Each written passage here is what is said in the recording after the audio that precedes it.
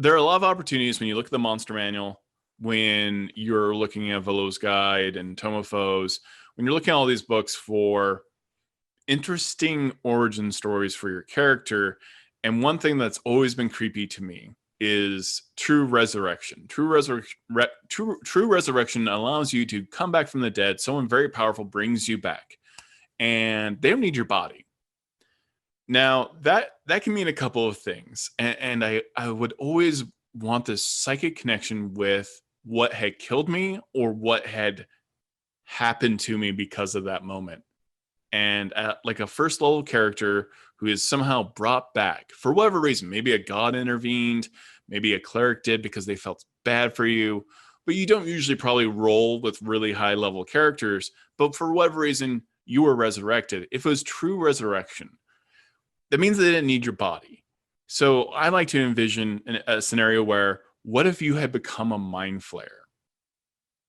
What if you had been changed into a mind flayer, and now that you've been resurrected, that mind flayer version of you is still out there. It has your memories, it has that body that is now transformed and an aberration.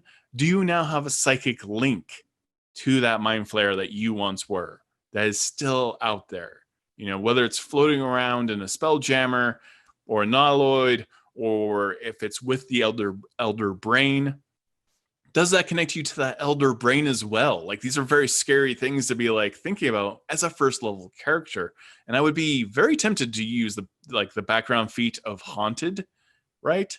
You've seen this terrible, horrifying thing, and everyone's kind of like, gives you some space because they know you're the person who has, who hears voices from this mind flayer entity, or maybe it's not even aware that you're listening in, which plays very nicely if you want to play a warlock, but this could work for any class, to be haunted in this particular way. In fact, if you start off this way, that you are aware of this other version of yourself, it could be very fun to be a cleric who is desperately trying not to be associated with this kind of evil. Another example of this that go ahead. I was going to say, or you become the ranger that becomes your favorite enemy. And now that's why you're hunting these things down. That's why you're becoming friends with flumps, because I know how bad these things get and I've had personal experience. And so now I'm going to become the expert at hunting them down. Ranger favorite enemies is a really fun way of, looking through the monster manual and being like, I want to go after that. So why not? Why not become the expert on that? Yeah, that's a perfect example. Like, because rangers are flavored like, okay, and then what is that backstory? Why are you like this? And I love the idea of a ranger with a flump companion, like permanently. Like, it's just you and the flump. I would totally allow that. I would totally, if you wanted, if you gave me that backstory and then said, but I really kind of need a flump. Done. Right. What are we naming it? It's great. What are we naming it? What kind of voice do you want me to do? Yep. Are you talking for it? Am I talking for it? We're going to get this all figured out. It's great. Now, the other dark side of that is, if you want to go for something really Ravenlofty or really Feywild, is the red cap. Red caps are these kind of gnomish looking creatures. They have a giant scythe, and they are born out of bloodlust and often a murder. And again, the idea that maybe you have been resurrected, and this could be like, even if it was Revivify, right? It could be Revivify, relatively low level spells that bring you back from the dead. So Revivify is level 3, that, someone brought you back, but that blood pool formed a red cap. And now you have this connection with this red cap, or this red cap cannot rest until it finds you. Or maybe you feel emotionally responsible, moralistically, to end this red cap, right? And it's a very kind of, obviously it's not your fault you got murdered, but there's kind of a, like, Tony Stark making Ultron in the movies kind of vibe of like, okay, well, this thing is part of me in some weird way. Maybe I become tainted with a Feywild. Maybe I am playing a creature that has a bit of that Fey magic about me as well.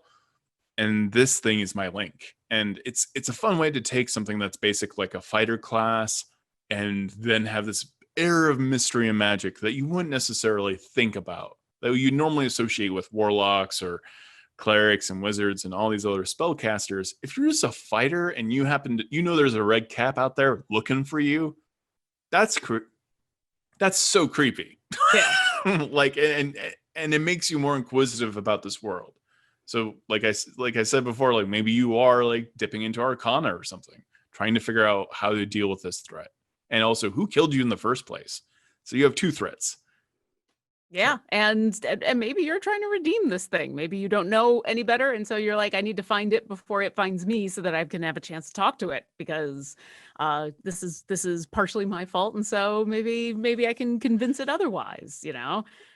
Whatever your DM decides to do is the only thing that matters. And once you hand over that backstory with these characters in it, most of us as DMs are going to be like, well, I don't actually care what the actual history of these monsters are. What's the story that's going to be awesome to do? Well, this red cap is actually going to be interested in what you have to say. And maybe you can convince it to change its ways or, you know, do something else. So it's a great creature for a secondary villain. Like I always like how you would see in a TV series or a book or a video game, how you've been fighting this main villain, but then at the end of that chapter or that book, they introduce the secondary villain.